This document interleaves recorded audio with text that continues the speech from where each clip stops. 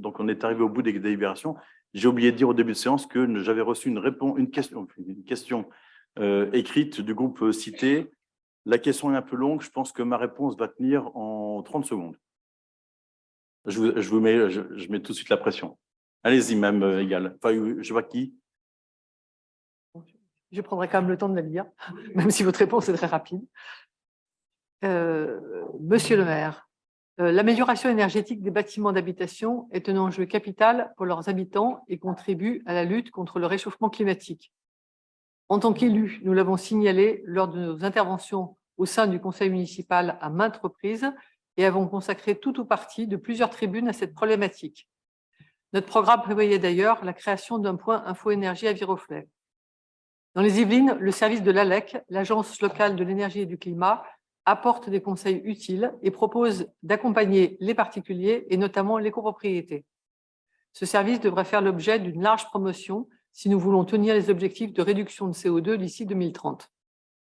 Comme vous le savez, le processus de décision en copropriété est long et complexe. La réalisation de transformations significatives peut prendre plusieurs années. Nous vous avons sollicité et demandé de diffuser largement, notamment auprès des copropriétés, les services mis à disposition des particuliers pour les accompagner dans leur démarche. Un simple encart mentionnait cet organisme dans le magazine d'avril-mai 2022, sans autre précision. Force est de constater que notre démarche, en tant qu'élu, n'a pas, à ce stade, apporté la réponse espérée.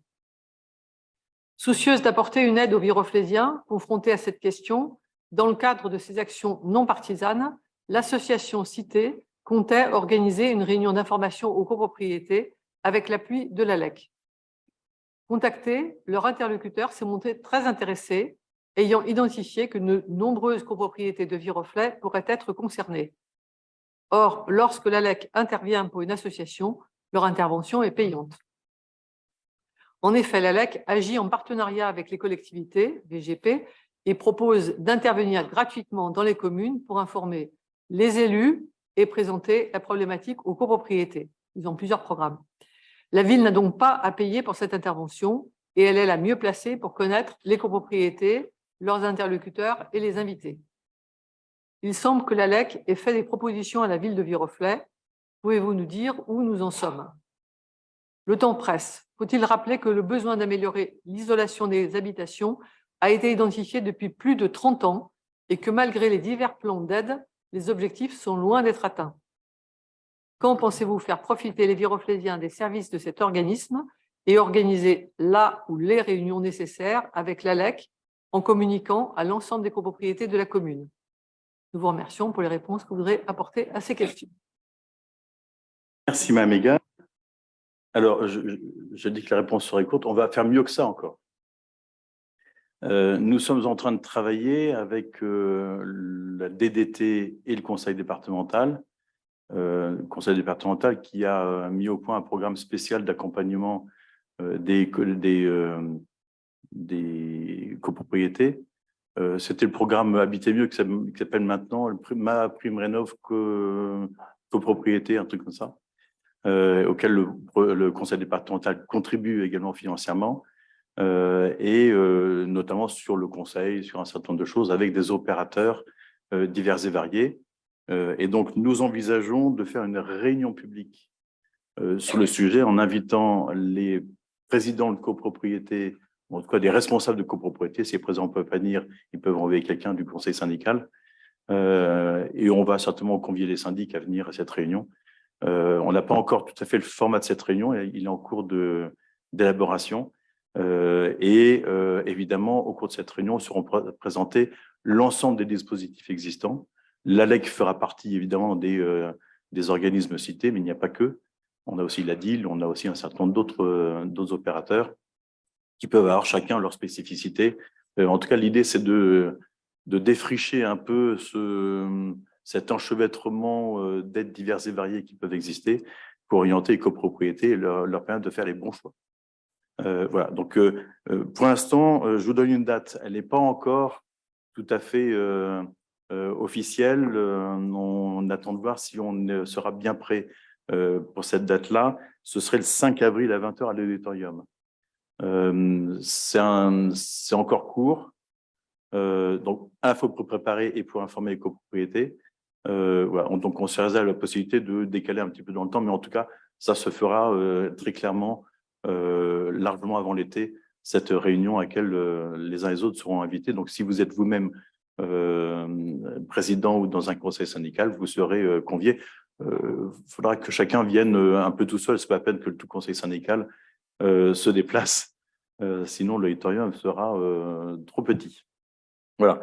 Et on verra après ce que ça donne sur l'appétence des uns et des autres à poursuivre dans ce domaine-là. Mais vous savez, j'avais dit tout à l'heure, il y a certaines copros qui sont en train de réfléchir et qui envisagent de ne faire que du ravalement et pas de l'isolation. C'est un vrai sujet. C'est un sujet financier, en fait, en grande partie. Et même parfois, malgré le prix de l'augmentation du prix de l'énergie, parfois, en fait, le retour sur investissement est difficile à expliquer. Notamment, je vais le dire tel que je pense, à des personnes un peu âgées. Alors après, on peut dire, mais le bien se valorise s'il est isolé, et puis vous pourrez le louer s'il n'est pas...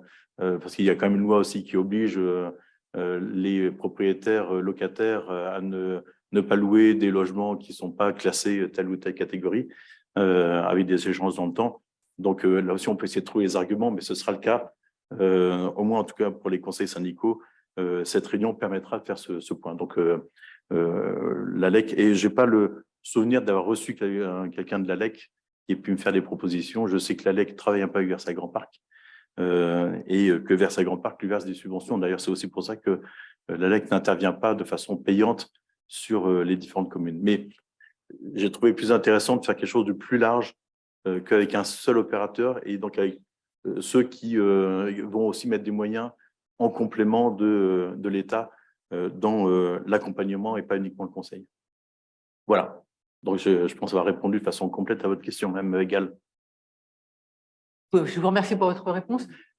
Juste peut-être pour l'Assemblée, l'ALEC offre des services et met à disposition en ligne, donc c'est complètement libre d'accès, des webinaires qui sont très bien faits, qui expliquent les problématiques. C'est pas des choses qui sont longues, c'est exprimé avec un vocabulaire très compréhensible. On n'est pas dans quelque chose d'opaque. Et je pense que c'est vraiment de nature à faire progresser les sujets au sein des copropriétés. Et c'est effectivement des sujets complexes parce qu'on a beaucoup de copropriétés où les problématiques sont assez individuelles. En fait, il n'y a pas forcément du chauffage collectif, il y a beaucoup de chauffage individuel. Les situations de chaque copropriétaire ne sont pas du tout les mêmes. Donc, il y a un projet collectif, mais qui a une portée individuelle qui n'est pas du tout équivalente d'un appartement à un autre. Donc, je pense que ça vaut le coup que la collectivité mette le paquet parce que c'est un processus vraiment qui est complexe. C'est le principe de toute vie en collectivité, c'est qu'il y a un intérêt général, un intérêt particulier. Vous avez toujours très difficile d'arriver à combiner les deux. En tout cas, la question, c'est, et je me suis toujours refusé, et de toute façon, vous l'avez compris, vous ne le demandez pas, mais ce sont des budgets qui sont là aussi hors de portée des collectivités, donc des collectivités territoriales. Donc, par contre, sur la question de l'accompagnement, de l'orientation du conseil, effectivement, c'est des choses qu'on peut faire avec l'appui d'autres. Comme je vous l'ai dit, le conseil départemental est très actif dans ce domaine-là. Et la DDT aussi, j'ai rencontré le DDT il n'y a pas très longtemps. Il m'a vendu le fait qu'il y avait des spécialistes de ce type de sujet dans la DDT. Donc, on va en avoir un ou une qui va aussi nous apporter la bonne parole. Voilà, cette séance est donc terminée.